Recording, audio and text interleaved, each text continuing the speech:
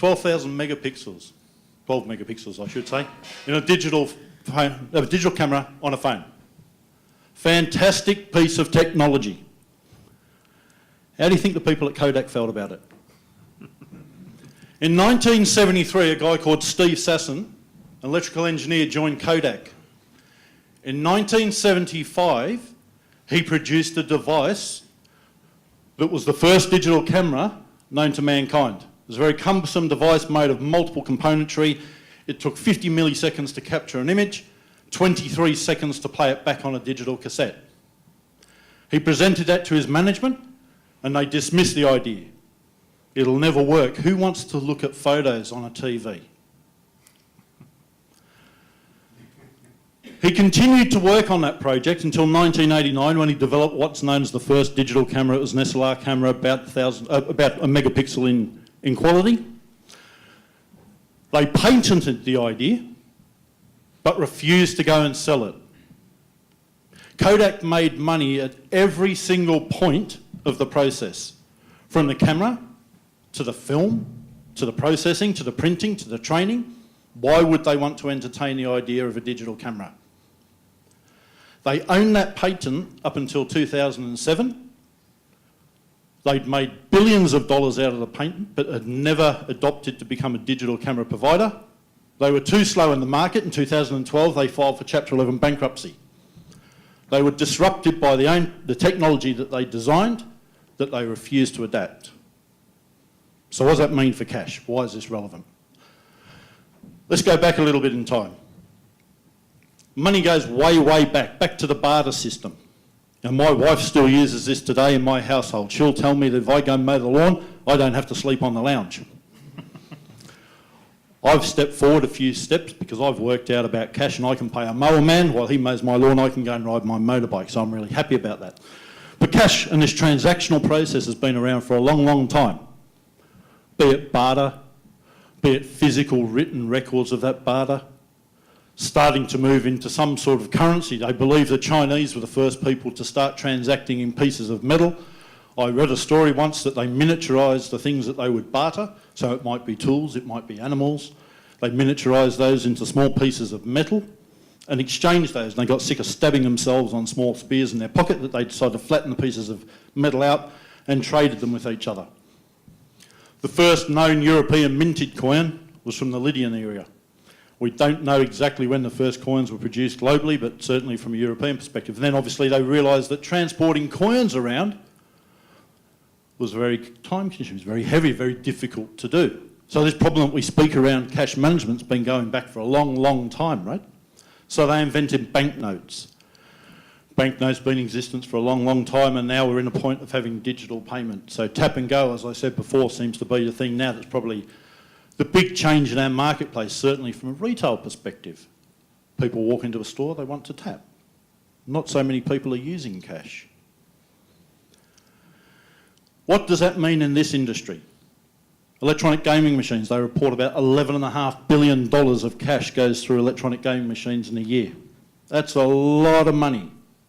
A lot of money. A lot of cash to process, as Vic spoke about, depending on the venue. We manage some venues with our gaming machines that turn over $500 million a year in cash. That's a lot of money to count.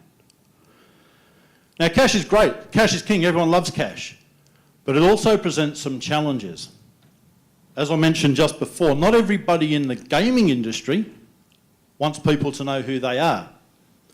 In fact, Tony Fung, who was going to develop an $8 billion casino up in Yorkeys Knob in Cairns, he's since put that project aside. But at the time, when he was trying to attract VIP gamers from Asia to come and play in his casino, they asked him, do you think you'll be able to get people to come and visit? And that was his comment there. I think it'll be easy for us to sell. If you go to Macau, your colleagues think you're a gambler. If you go to Singapore, they think you're a gambler. If you come to Australia to go and visit Cairns and the Great Barrier Reef, then you're a family man. So there's a perception, there's a negative perception that potentially goes along with this industry that we operate in. People dealing with big amounts of cash don't always want to be known. leads itself to some other problems, right? The Australian government would love to be able to tax the amount of cash that goes in our economy, in this black economy. They're introducing legislation to try and be able to tax that more.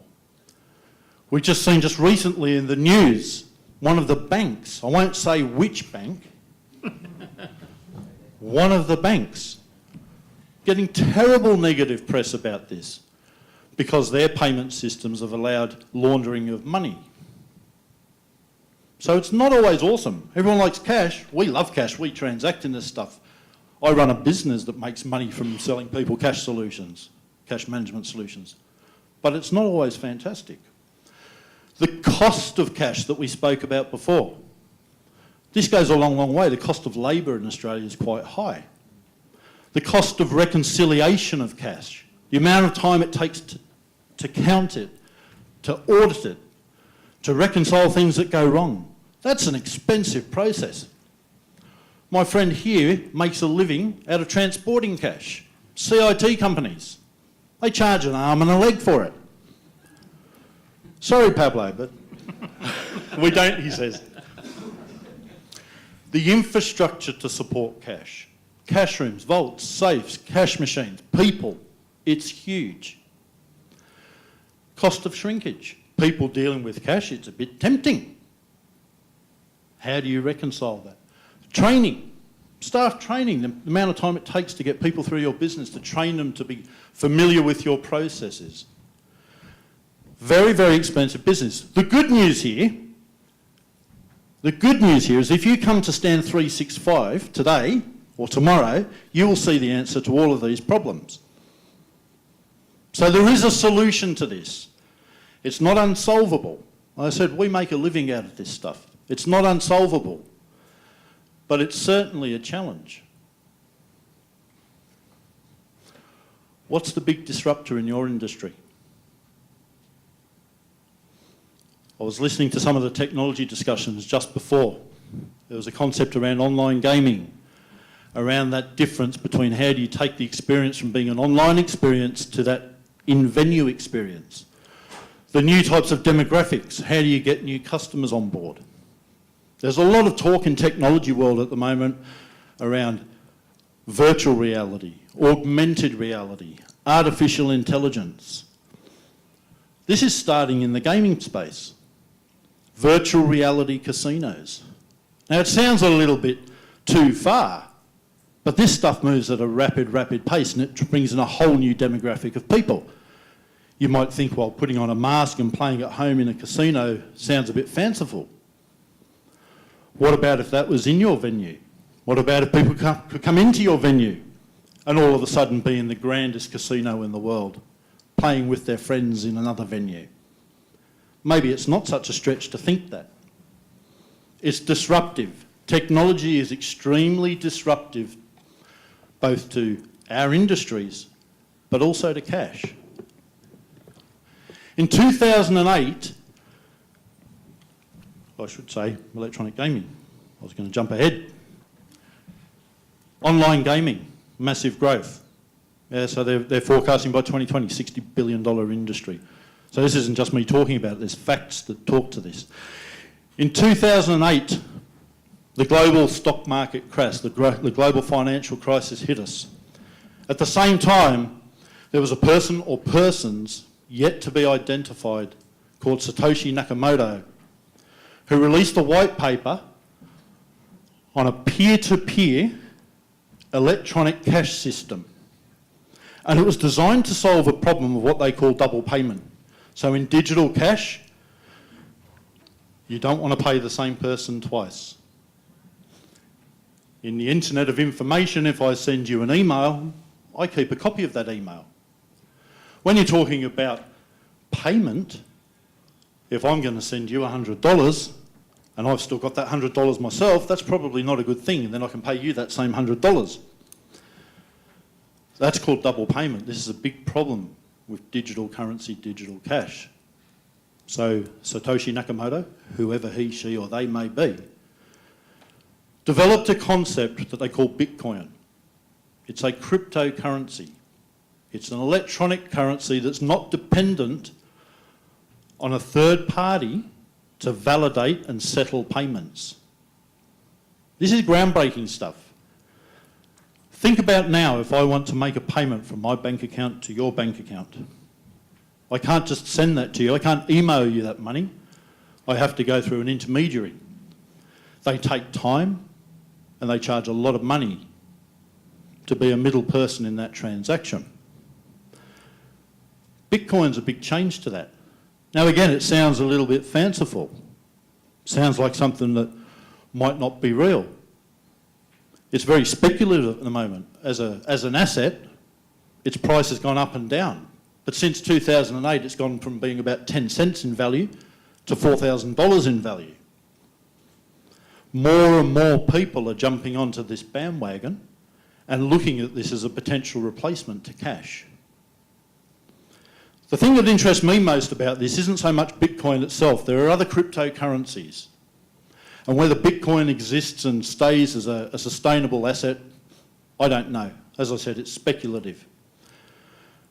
The thing that excites me, and I think is a big change to our industry, is the payment technology itself called blockchain. This is the technology that underpins cryptocurrency and the payment.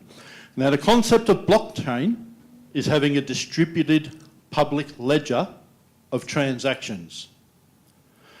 So rather than having a central intermediary that can be hacked, as has happened with major financial institutions, major companies have been hacked, there are millions and millions of connections to what they call the blockchain that are used to validate and settle payments.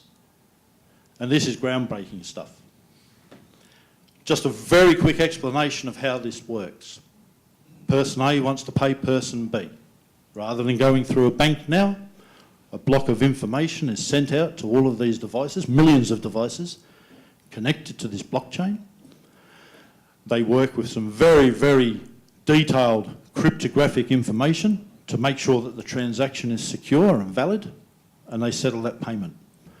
It removes all of the cost of that infrastructure, of the banking, of the cash transaction. This is very much game-changing stuff. Now, some of you may be thinking, okay, well, this just sounds like nonsense. It's just talk. It's a new currency. It'll never take off. ANZ Bank are looking at it. CommBank are looking at it. Westpac, IBM, Microsoft have just announced their developments on blockchain. Just last week, both government and opposition senators joined forces to push the Reserve Bank towards accepting Bitcoin as a valid currency because they see it as being disruptive. So when you talk about cash management and what it means for you, I think you need to start thinking about what could disrupt your business. Vic made a very good point. It's dependent on the customer. It's depending on their environment. But is it too far-fetched to think that these electronic gaming machines that transact $11.5 billion every year could be interconnected, removing the banks from the situation, making that transaction easy and transacting funds directly from a member's card into their bank account? Now, it's not without its challenges. It's not without regulation and legislation to enable that to happen. But these are the types of things that are going on globally. This is the thing I see as being the biggest disruptor to cash in our business. And my question to you would be, are you ready for the Kodak moment?